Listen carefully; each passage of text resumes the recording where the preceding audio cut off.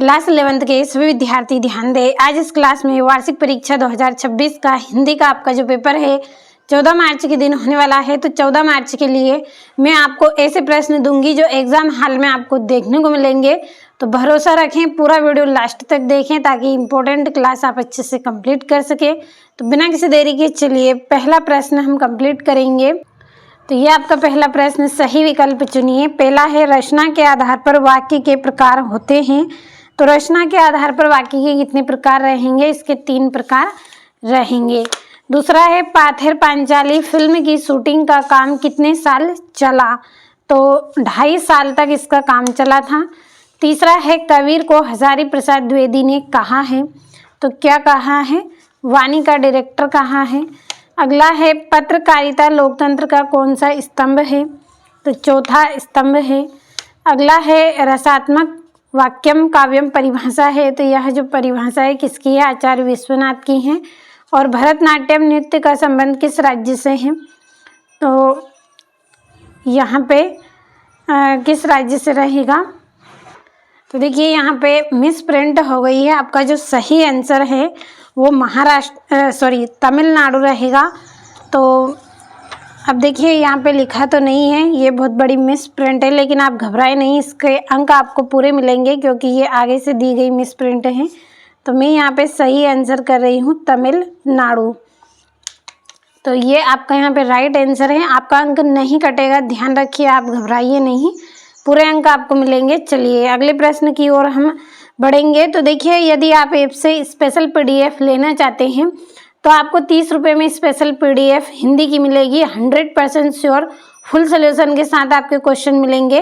तो जल्दी करें, ऐप का सब्सक्रिप्शन ले। इस वीडियो के डिस्क्रिप्शन में आपको लिंक मिल जाएगी, चेक करें किस तरह से सब्सक्रिप्शन मिलेगा, पूरी जानकारी मिलेगी। जल्दी ऐप के साथ जुड़े और स्पेशल PDF आप प्राप्त करें। तो ये आपका जो दूसरा प्रश्न है, रिक्त स्थान की पूर्ति आपको इसमें करना है।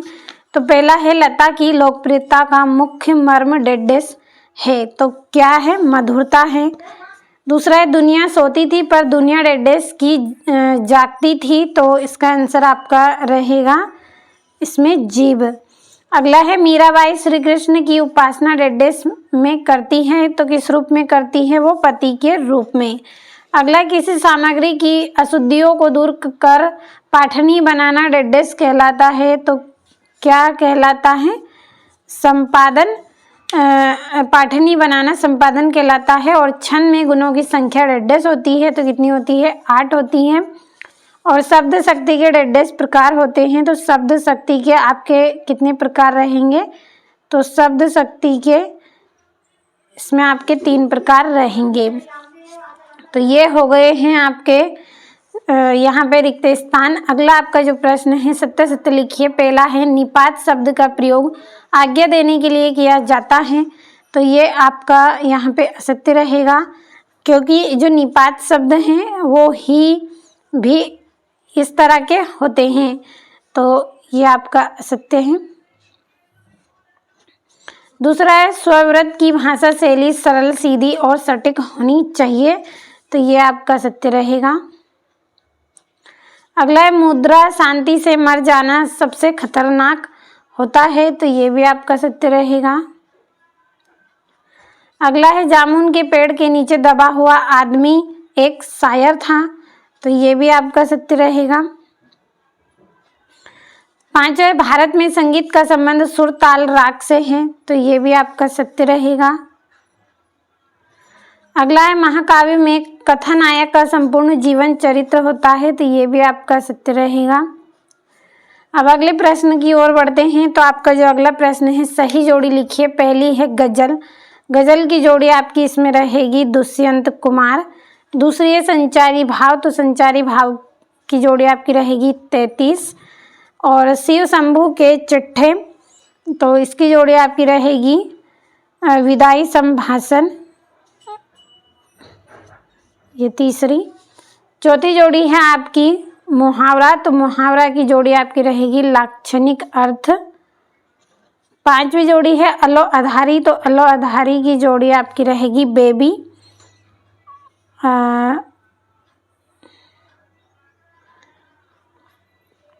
इसकी जोड़ी को हम बाद में कंप्लीट करेंगे। अलो आधारी, इसका जो आंसर है वो अंधेरे का उजाला होता है, तो ये हो जाएगी आपकी 5वीं जोड़ी। और जनसंचार की मजबूत कड़ी है तो कौन सी है? पत्र पत्रिकाएं, तो ये हो गई आपकी 6ठी जोड़ी। चलिए बढ़ते हैं अगले प्रश्न की ओर। तो ये आपका 5वां प्रश्न है, एक वाक्य में उत्तर दीजिए। पहला है तकनीकी शब्द की परिभाषा लिखिए। तो देखिए जगह कम है तो मैं यहाँ पे सबसे ऊपर ही इसकी परिभाषा लिखूंगी तकनीकी शब्द की। तो मैं यहाँ पे हम लिखेंगे तकनीकी शब्द की जो परिभाषा है वो क्या है?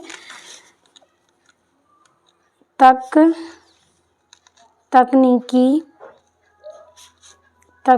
शब्द वे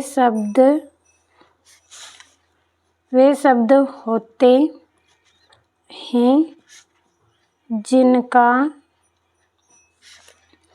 जिनका प्रयोग किसी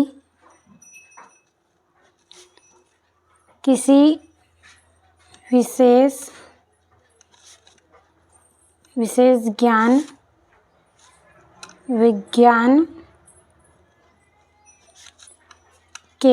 विज्ञान के क्षेत्र में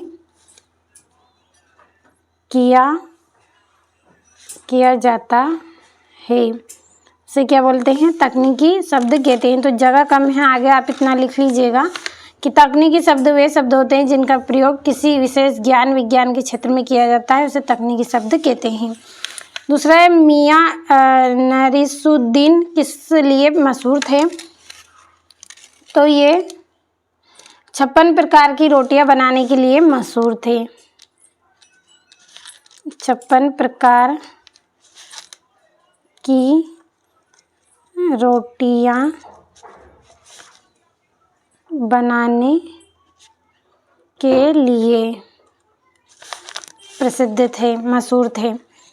अगला आपका इसमें रहेगा अक्क महादेवी के आराध्य देव का नाम क्या है? तो इनके जो आराध्य देव थे वो कौन थे? शिव थे।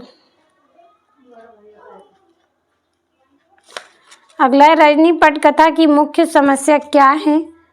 तो इसकी मुख्य जो समस्या है वो शिक्षा के क्षेत्र में व्याप्त भ्रष्टाचार और तो चलिए यहाँ पे हम लिखेंगे इसकी परिभाषा क्या है?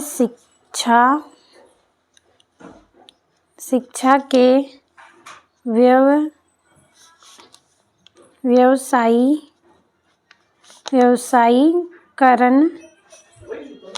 व्यवसायीकरण की समस्या है। जो रजनी पटकथा है वो क्या है? शिक्षा के व्यवसायीकरण की समस्या है। अगला आपका रहेगा पाताल पानी किसे कहते हैं? तो कुएं का अंदर का वह जल जो धरातल से बहुत नीचे होता है। तो चलिए इसकी परिभाषा में पहले लिख देती हूँ, फिर आप स्क्रीनशॉट लें। तो ये यहाँ पे मैंने भर दिया है, पढ़ लीजिए एक बार। पाताल पानी किसे कहते हैं? तो कुएं के अंदर का वह जल जो धरातल से बहुत नीचे होता है और जिसे वर्षा का जल नहीं छुप पाता है उसे पाताल पानी कहा जाता है। और अलंकार की परिभाषा लिखिए। तो काव्य की शोभा बढ़ाने वाले तत्वों को अलंकार कहते हैं। अब बाकी प्रश्नों का आप यहाँ से 6ठा 7वां 8वें का स्क्रीनशॉट लें, क्योंकि PDF के थ्रू मैं आपको पूरा सोल्यूशन इसका दूंगी। तो ये यहाँ से आपका 11वां 12वां है, ये आपका 8वां है और ये 13वां आपका प्रश्न, 14वां 15वां 16वां। चलिए अगले प्रश्न की ओर बढ़ते हैं। ये आपका 17वां 18वां और 19वां प्रश्न है। कंप्लीट अच्छे से आपको कर लेना है। यहाँ से इन पूरे प्रश्नों का आप अच्छे से स्क्रीनशॉट लें और कंप्लीट करें। चलिए अगले प्रश्न की ओर बढ़ते हैं। तो ये यहाँ से ये आपके प्रश्न हैं और ये 20वां जिसमें संदर्भ प्रसंग व्याख्या आपकी दी गई है। कंप्लीट अच्छे से करें। ये यहाँ से 21वां आपका प्रश्न है। यहाँ से ये आपका 22वां है। अपने जिलाधीश को परीक्षा की अवधि पर ध्वनि विस्तारक पर रोक लगाने हेतु प्रार्थना पत्र और 23वें में निबंध। तो चलिए जल्दी से फटाफट हम अपना सोल्यूशन कंप्लीट कर लेते हैं। ये आपका 6ठा प्रश्न है। मानव शरीर का निर्माण किन 5 तत्वों से हुआ है? तो अग्नि, जल, वायु, धरती, आकाश इत्यादि 5 तत्वों से मानव शरीर का निर्माण हुआ। और अपना घर से क्या तात्पर्य है? भूलने की बात क्यों की गई है? तो आप सभी प्रश्नों का जल्दी जल्दी स्क्रीनशॉट लें, क्योंकि समय कम है इसलिए ज़्यादा एक्सप्लेन भी मैं आपको नहीं करूँगी। ये यहाँ से आपका है भक्ति काल की शाखाओं के नाम लिखकर उनके कवियों के नाम। तो निम्न प्रवर्तक माने गए हैं भक्ति कालीन निर्गुण प्रेम मार्गी शाखा मलिक मोहम्मद जैसी, भक्ति कालीन निर्गुण ज्ञान मार्गी शाखा कबीरदास, भक्ति कालीन सगुण राम भक्ति शाखा तुलसीदास, भक्ति कालीन सगुण कृष्ण भक्ति शाखा सूरदास। तो जल्दी से स्क्रीनशॉट लिया होगा आपका। ये यहाँ से अगला जो प्रश्न है जल्दी से स्क्रीनशॉट लें और कंप्लीट आप अच्छे से करें। चलिए अगले प्रश्न की ओर बढ़ते हैं। तो ये यहाँ से आपको छायावाद की 2 विशेषता 2 कवियों के नाम हैं। तो व्यक्तिवाद की प्रधानता, व्यक्तिवादी कवियों में व्यक्तियों की भावना का वर्णन हुआ है। श्रृंगार की भावना इस काव्य में वेदना तथा करुणा को स्पष्ट रूप से उजागर किया है। तो ये 2 हो गई हैं आपकी विशेषता। अगला आपका है वक्रोक्ति अलंकार की परिभाषा उदाहरण से लिखिए। तो ऐसा अलंकार जिसमें सुनने वाला व्यक्ति कहने वाले व्यक्ति की बातों का गलत अर्थ निकाल लेता है, वक्रोक्ति अलंकार कहलाता है। उदाहरण है राम साधु तुम साधु सुजाना, राम मातु भली में पहचाना। तो ये हो गया है आपका 8वां प्रश्न। यहाँ से औज गुण की परिभाषा लिखनी है आपको, तो स्क्रीनशॉट के माध्यम से कंप्लीट कर लें। अगले प्रश्न की ओर बढ़ते हैं। तो खंड काव्य महाकाव्य में अंतर। तो महाकाव्य में संपूर्ण जीवन का चित्रण होता है, खंड काव्य में किसी एक घटना का चित्रण होता है। इसमें पात्रों की संख्या अधिक होती है, इसमें पात्रों की संख्या सीमित होती है, इसका आकार बड़ा होता है, इसका आकार छोटा होता है। चलिए मुहावरा लोकोक्ति में अंतर। तो मुहावरा एक वाक्यांश होता है, लोकोक्ति पूर्ण वाक्य होता है और मुहावरों का स्वतंत्र प्रयोग संभव नहीं है, लोकोक्ति स्वतंत्र रूप से प्रयोग करना इसका संभव है। तीसरा, इसका क्षेत्र सीमित होता है, इसका क्षेत्र विस्तृत होता है, इसका आकार छोटा होता है, इसका आकार बड़ा होता है। तो समय की कमी होने की वजह से ज़्यादा आपको जल्दी जल्दी बता रही हूँ मैं। यहाँ से 10वां है संस्मरण रेखा चित्र में अंतर। तो संस्मरण छोटा होता है, रेखा चित्र बड़ा होता है। यह किसी महान व्यक्ति का होता है, यह सामान्य से सामान्य व्यक्ति का हो सकता है। तीसरा, इसमें विवरणात्मक शैली का प्रयोग होता है, इसमें चित्रात्मक शैली का प्रयोग होता है। अगला, इसमें लेखक तटस्थ होता है, इसमें लेखक तटस्थ नहीं होता है। 5वां, इसका संबंध सदैव अतीत एवं भूतकाल से होता है, इसका संबंध किसी भी काल से हो सकता है। तो कंप्लीट अच्छे से करें। यहाँ से अथवा निबंध की परिभाषा देते हुए 2 निबंधकारों के नाम आपको बताना है। तो चलिए बढ़ते हैं अगले प्रश्न की ओर। यहाँ से भारत माता के प्रति नेहरू जी की क्या अवधारणा। तो नेहरू जी धरती को तो भारत माता मानते थे, परंतु उनके साथ भारत की नदी, पहाड़, जंगल, खेत, भारत की धरती पर रहने वाले करोड़ों लोगों को भारत माता मानते थे। करोड़ों लोगों की जय, भारत माता की जय। ये यहाँ से आपका मियाँ नरसुद्दीन को नानबाई का मसीहा क्यों कहा गया था। तो मियाँ नरसुद्दीन चित्र मियाँ नरसुद्दीन के नायक लेखिका कृष्ण सोबती उन्हें नानबाइयों का मसीहा कहती थी। वे 56 प्रकार की रोटी बनाने के लिए माहिर थे और वे खानदानी नानबाई थे तथा अपनी खानदानी विशेषताओं को वर्तमान तक बनाए रखते थे और रोटी बनाने को एक कला मानकर स्वयं को उस्ताद मानते थे। जैसे एक देवदूत संसार का उद्धार करता है, उसी प्रकार मियाँ नरसुद्दीन ने रोटियां बनाने में हुनर हासिल की, इसी कारण उन्हें नानबाइयों का मसीहा कहा जाता है। यह आपका यहाँ से 12वां प्रश्न है, शुद्ध करके आपको इसमें लिखना है। तो कंप्लीट अच्छे से कर लीजिएगा आप इनको। यहाँ से ये अथवा तो देखिए पूरे प्रश्न में एक्सप्लेन नहीं कर सकती हूँ, लेकिन हाँ कुछ को मैं आपको बताऊंगी। ये यहाँ से आपका जो अगला प्रश्न रहेगा, राजभाषा किसे कहते हैं। 2 राजभाषाओं के नाम। तो जिस भाषा का प्रयोग किसी देश के शासन, प्रशासन, सरकारी कार्यों तथा कार्यालयीय कामकाज में किया जाता है उसे राजभाषा कहते हैं। 2 राजभाषाएं हिंदी, अंग्रेजी। यहाँ से इस प्रश्न का आंसर आपको कंप्लीट कर लेना है।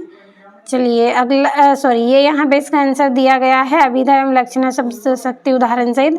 जब शब्द अपने मुख्य सीधे अर्थ को प्रकट करता है तो उसे अभिधा शब्द शक्ति कहते हैं। उदाहरण है राम आम खाता है, गाय दूध देती है। लक्षणा शब्द शक्ति, जब शब्द का मुख्य अर्थ बाधित होकर उसे कोई दूसरा अर्थ ग्रहण किया जाता है तब उसे लक्षणा शब्द शक्ति कहते हैं। वह गाँव का शेर है, गंगा पवित्र है। ये इस तरह से आपका यहाँ से 14वां प्रश्न है।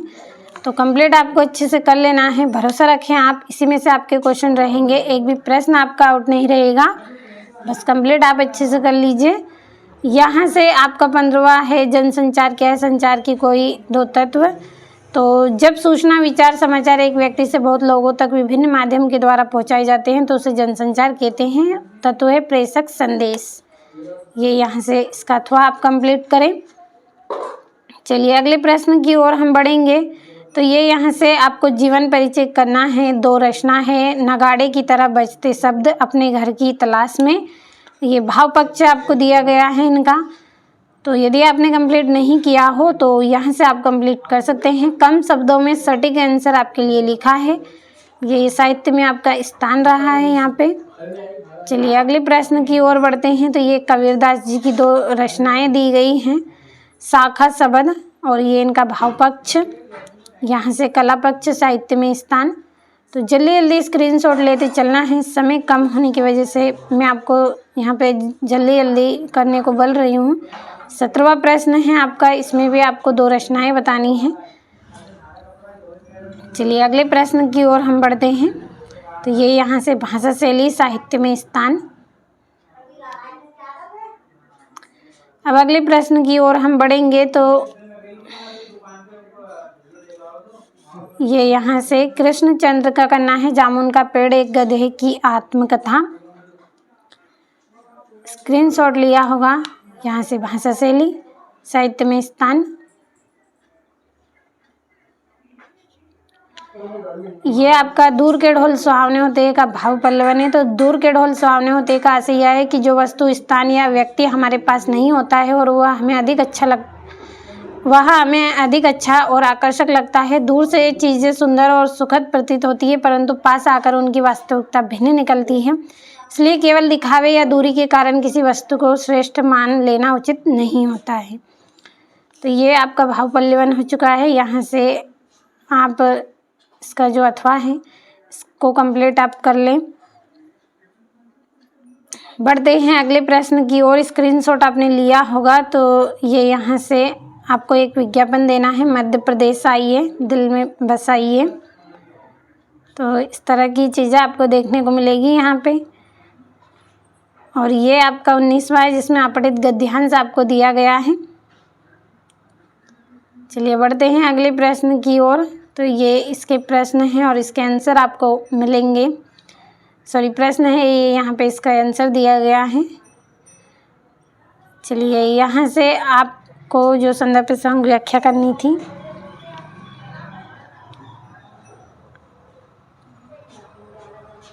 कंप्लीट अच्छे से कर लेना है। अब बढ़ते हैं हम हमारे अगले प्रश्न की ओर। यहाँ से आपका 20वां प्रश्न है।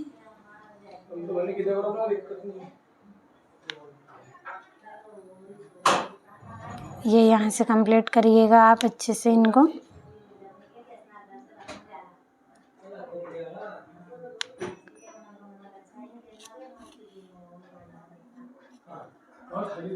यहाँ से कंप्लीट करें।